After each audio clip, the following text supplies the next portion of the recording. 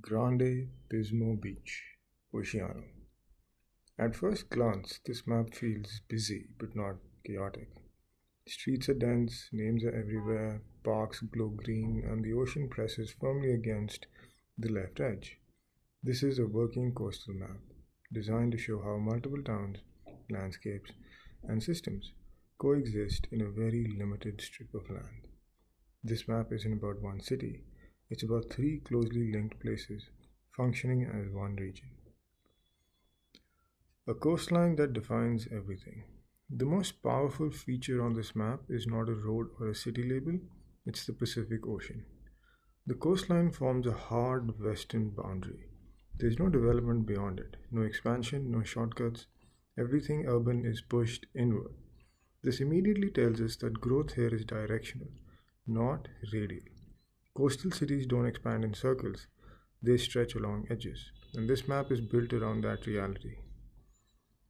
Three communities, one continuous fabric. The map clearly labels Pismo Beach to the north, Grover Beach at the center, Oceano to the south, with Arroyo Grande inland to the east. What's interesting is how little visual separation there is between them. Street grids flow across municipal boundaries, roads don't suddenly change character, the map quietly communicates that these are administrative divisions, not lived ones. From a cartographic perspective, this is regional continuity mapping, showing separate jurisdictions operate as a single urban system. Highway 101, the inland spine. Running diagonally through the right side of the map is US Route 101. This highway is drawn with clarity and restraint, thicker than local roads, thinner than a freeway map would exaggerate. It acts as the inlet spine, carrying regional traffic while quietly shaping development. Notice how commercial centers cluster near it, parks and open space buffer it, and residential grids thin as they approach it. The map shows us something subtle but critical. Highways don't just move people, they organize land use. Streets that reveal urban history. Now look at the street patterns. Near the coast, especially in Grover Beach and Oceano, streets form tight, regular grids. Inland, especially towards Arroyo Grande, roads curve more and spacing increases. This difference tells a historical story. Coastal grids reflect early subdivision and beach access. Inland layouts reflect later development shaped by terrain and planning. The map doesn't explain this in words, but the geometry does the talking. Green spaces as structural breaks. Green areas appear frequently and deliberately. State beaches, city parks, sports fields, golf courses, creek corridors. These green shapes are not leftover land, they are buffers, flood zones, recreation spaces, and environmental protections. Notice how parks break up grids break up dense grids, follow waterways, and sit between neighborhoods. From a map making standpoint, green is used not just to show the nature, but to explain why development stops where it does. The role of water beyond the ocean. Beyond the Pacific, smaller blue features matter just as much. Creeks and drainage channels run east west, subtly shaping street orientation and park placement. These waterways are understated, but they explain floodplain preservation, open space continuity, and why some streets end abruptly. Good maps let secondary features quietly justify primary ones. Labels and typography under pressure. This map contains a lot of text. Street names, park names, neighborhoods, landmarks, yet it remains readable. That's because of strict typography hierarchy.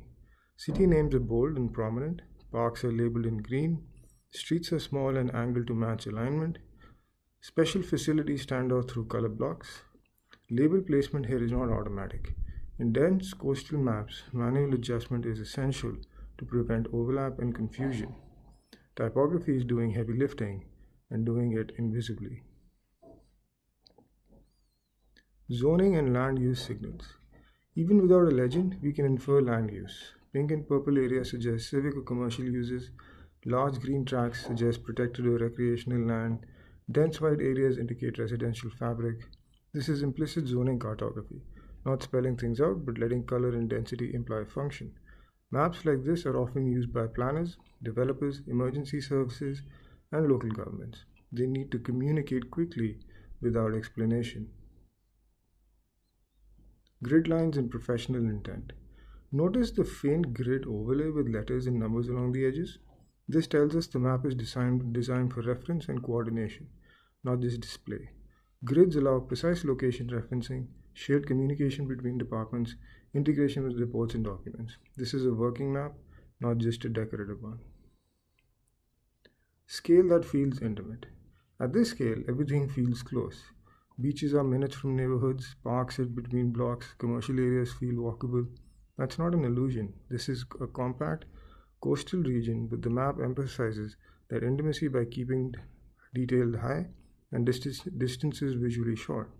Scale here reinforces livability. How a map like this is created? This map is almost certainly built using GIS-based layers for streets and parcels, municipal land use datasets, state and city park boundaries, manual styling and label refinement, print optimized layout tools. The hardest part is not data collection, it's layered prioritization. Deciding what to emphasize and what to mute and what to omit entirely is where cartography becomes judgment, not just technique.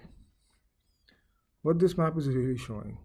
On the surface, this is a coastal reference map, but underneath it shows how cities merge without losing names, how oceans constrain growth, how highways organize inland space, how parks preserve breathing room, and how small communities function as a single system.